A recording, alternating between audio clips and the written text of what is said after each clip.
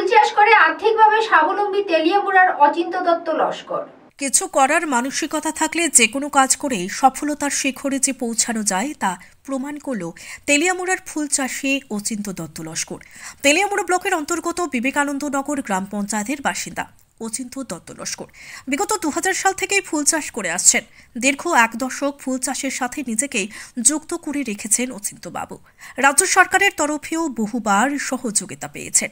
কোনো কিছু করার অনুপ্রেরণা এবং সরকারি সহযোগিতার মেলবন্ধনের উপর ভিত্তি করেই এগিয়ে চলছেন বছর 47-এর উদ্যমী অচিন্ত বাবু। তার সাথে আলাপচারিতায় জানা গেছে তিনি গাঁদা ফুল, গোলাপ ফুল সহ রকমারি নানান প্রকারের ফুলের চাষ করছেন।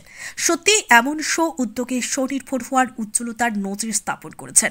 তার পাশাপাশি তিনি তেলিয়ামুড়া সহ গোটা রাজ্যের উদ্যমী যুবকরা শুধু সরকারি চাকুরির উপর নির্ভর না করে স্বনির্ভর হওয়ার ক্ষেত্রে এই ধরনের বিভিন্ন কাজে এগিয়ে আসার আহ্বান জানান। তেলিয়ামুড়া থেকে নিজস্ব প্রতিনিধি রিপোর্ট, নবীন ত্রিপুরা।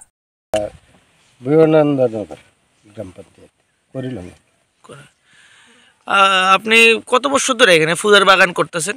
প্রায় 24 বছর। 24 বছর ধরে। কোন সন থেকে? 2000 সন থেকে স্টার্ট করি। আচ্ছা, আপনার কি কি ফুল আছে আপনার এখানে বাগানে? আমার বাগানে আছে গেন্দা আছে 3টা কালারের, চেরি আছে, স্টার আছে, চন্দ্রমল্লিকা আছে, এনথুরিয়াম আছে, ডালিয়া আছে।